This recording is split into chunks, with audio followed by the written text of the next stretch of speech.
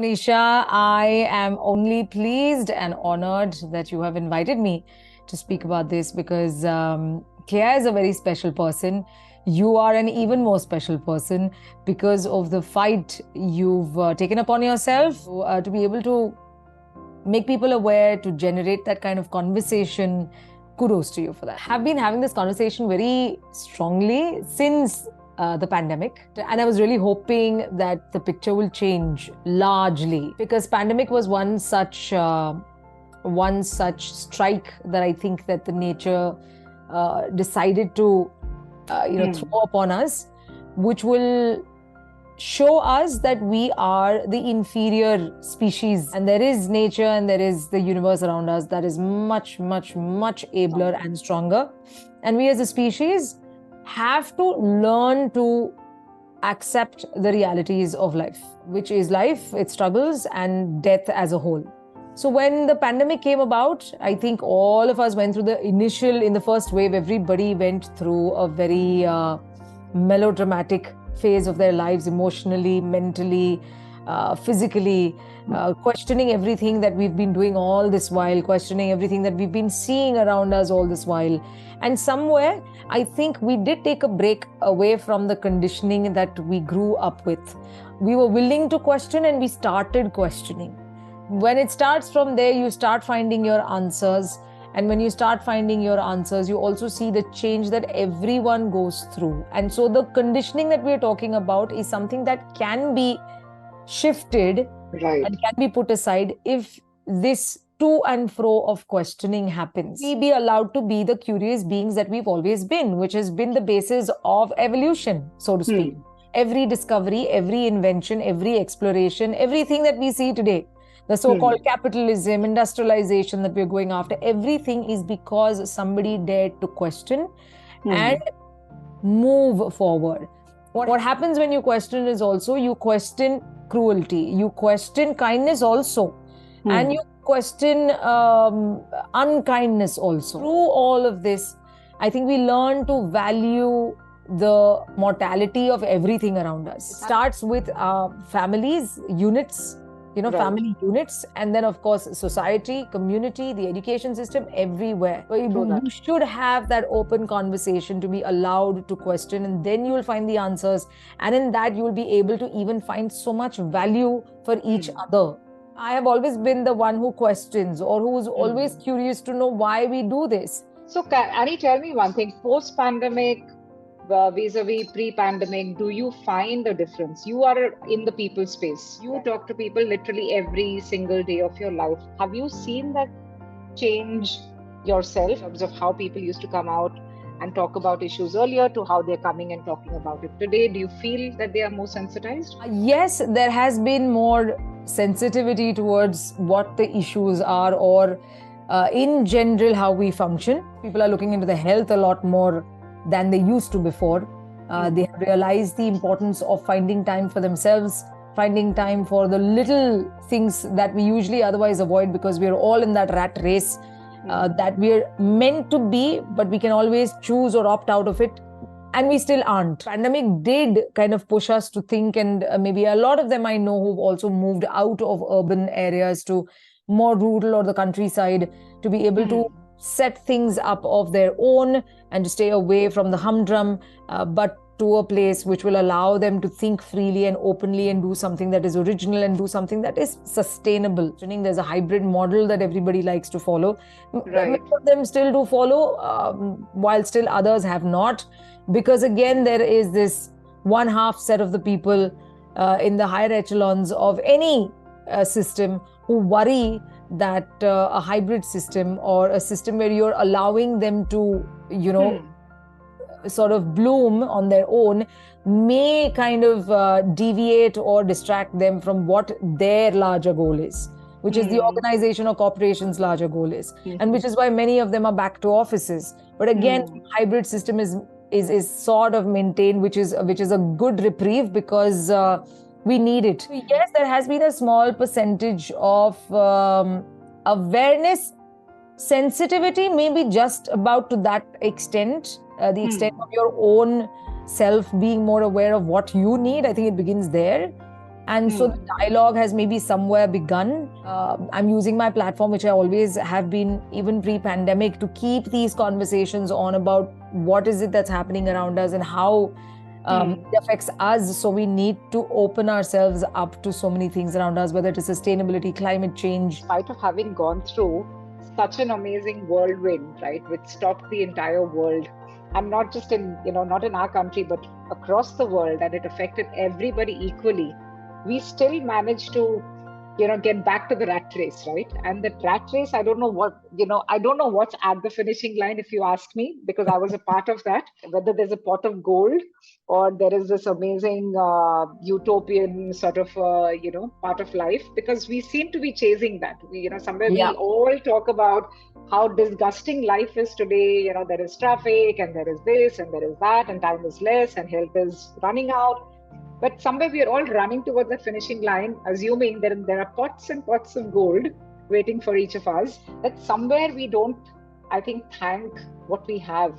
We have good food on the plate, we have a shelter, we have beautiful children, we have amazing, I'm sure, people in the family.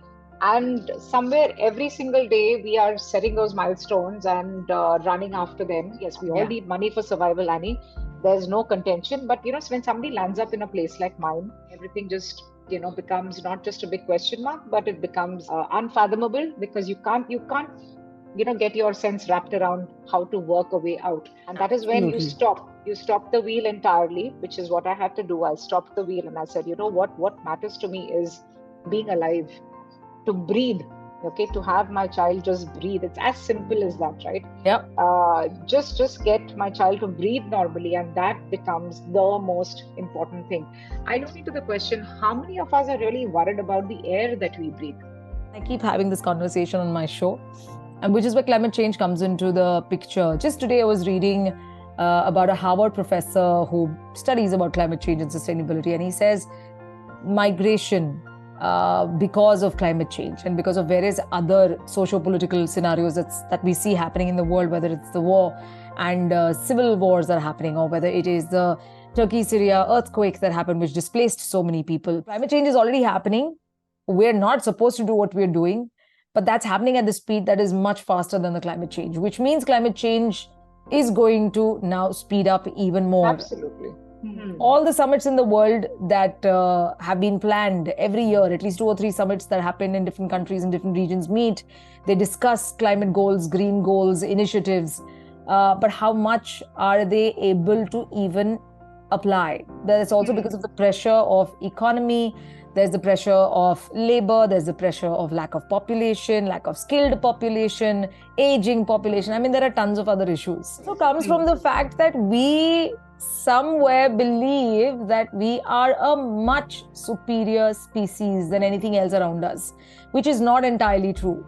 You start a lie, right? You start a lie in your life, and then you have to continuously lie, they say, to maintain that lie. It's a simple analogy. I'm just giving you how probably things like this stem and become so huge that it becomes a world issue, right? It becomes a global issue and it has to be taken to the summits. There's something called the herd philosophy, right?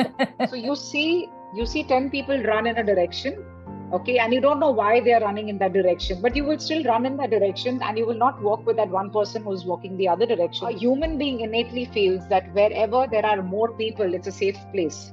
I don't know. I think that's got to do with security, some sort of a physical, emotional security. You saw the whole trend during the pandemic, the whole migration that we spoke about, that was otherwise happening from the villages to the city for jobs and better prospects. During the pandemic, they all migrated back to the villages, and you would see people travel together, right? Yeah. People were not traveling in different directions. Everybody follows the herd. And it has been happening since time immemorial in history. You've seen world wars, you've seen so many kinds of things. It's happened since I think the start of human civilization, right? How much would you be able to follow the herd, Annie? And in which direction? I mean, fear is one of the tools that has helped us also evolve. Yes. But over the centuries, over millions of years, now if we have always called ourselves and thought of ourselves to be the superior species, then it's important to be able to convert that fear into a palpable tool that will help people find some more wisdom and find some more sustainable sort of vision and goals. Unfortunately, somewhere we've lost that vision. How much of attention span do we have left for each other? How then do you define empathy? Empathy for whom? Are you empathizing with somebody else, or are you actually empathizing with yourself? So it is correct that I don't think we are in the headspace to make ourselves feel vulnerable a lot more for the others, because we ourselves are dealing with our own demons. Demons of trying to find ourselves. Like you rightly pointed out, are we sensitive enough towards ourselves? Because somewhere we've got mixed up with a lot of expectations that we have from ourselves, that our parents have from us, that society has from us. That hasn't changed. Unless that changes, I don't think we'll be able to find something that we really want to go after. You are one such person in the other side of the spectrum, who has, on the merit of your own experience, through Kea and through the other parents that you've met, have seen that side so strongly that it has become now a part of you. And so you're trying to, in your capacity, try to put that message out there. Where is the root? Where do you start? How do you start? And I've been asking this question to practically everybody on the platform. I think 80% to 90% of people agreed that, we inject at the level of education in schools. Yes. There's this lovely conversation. It's not lovely anymore, but there's something that struck me when I was going through my son's books, and I was like, you don't have moral education anymore. It's completely out of the window. I used to love that class. It used to be a very light-hearted, free-spirited class, I felt. Because there wasn't much of pressure that any teacher had to put on you. And it comes very naturally to everyone, because being kind is something that you're born with. You're just then having these different conversations to see where this is. That one free-flowing class. Because it was so and I think everybody kind of related to it and kind of identified with it, because there wasn't much of effort you had to put in. We're not talking about values. We are trying to imbibe a lot of things in children without having discussions about children and what they really like to do. So the more we are trying to create these little bubbles in the name of going after these numbers that everybody has created for themselves, because I think from education system to corporations, all want to become some sort of unicorns. Although it is a terminology that is used in a startup environment, I'm saying everybody is out to get that. And how, like you, who is in the space of people and who is talking to people, who's hearing the sensitive side, not so sensitive side, are evaluating, I would say, topics of discussion with them. Where do you think priorities lie today? Is like we were again seeing in the beginning, that there may be some more sensitivity around and more awareness around, and things are changing. Even if it is slow, it's good to see that they are changing. I speak to organizations who have now started focusing on employment for differently abled, because they've been in this field for so many years. So whether it is visually impaired or any other disabilities, give them an opportunity. The key lies in giving everybody an opportunity, and for the others who are still not aware and open to it, start opening up to them, start including them in everything. In your space, in your own capacity, forget about the corporation that you're working in, the organizational reach, etc., etc. Just as Annie, who can do whatever she can, what are those two things in your own capacity, with your own skill set and the reach that you have in your life, that you can do to create a little more empathy, a little more inclusivity around you in the near future? The first thing that comes to mind is, because the role of a mother that I also play, that becomes a very easy platform for me that I cannot ignore. And it just comes very naturally to me. So when I have conversations with my son about anything, any opportunity and anything that's happening around, and because I have examples within my friend circle or within my family of having parents and children and siblings or children, cousins or whatever, nephews and nieces who are differently abled, I bring that into our conversation. So that way, becoming mindful of what we say, to inbuild and condition that sort of a mindset is something that I started long ago from the very first day that I became a mother. And secondly, the more and more I talk to people, I invite many such people who work in these spaces also, because I make use of my platform then to have this dialogue on so that, people hear of it, it falls on their ears, and that somewhere it stays in their mind and they listen to it again, or they have someone else say it to them, and they can do something about it. So whether it is, making use of these opportunities of going and visiting such places, or visiting workshops, or just interacting with them, or buying things from them, as gifts that you can gift others. Just including, because when I buy something that is made by anybody who's differently abled and I gift it to someone else, I'm again opening a dialogue there. I'm opening a prospective conversation, or a thought that I have put a seed into somebody's mind. My only plea and my only prayer to people is that today, for generations together, right, we've been matching kundlis. In a typical Indian family, that's what you do. You, whether it's a love marriage or it's not, it's an arranged marriage, you take the kundli of the boy and the girl and you match it and check the stars.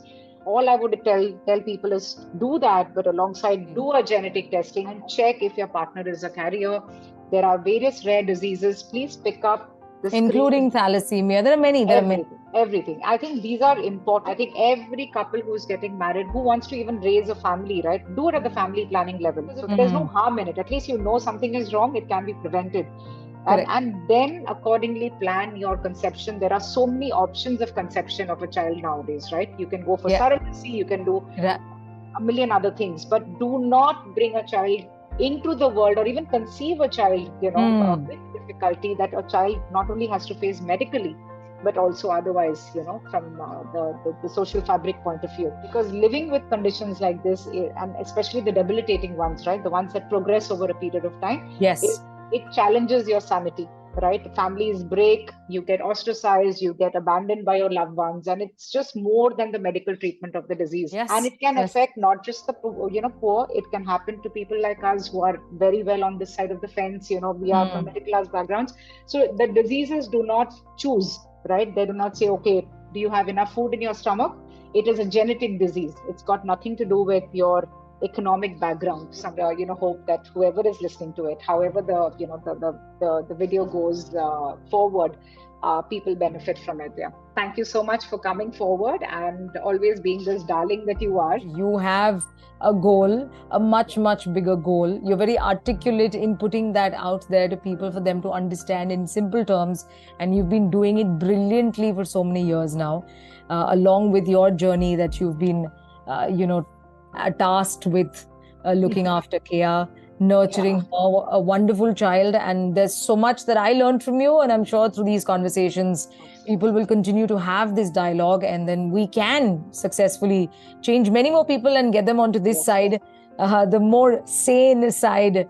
One step at a time. One step at a time. Yeah, same side of the herd for sure. Thank you so much for your effort, and all the best.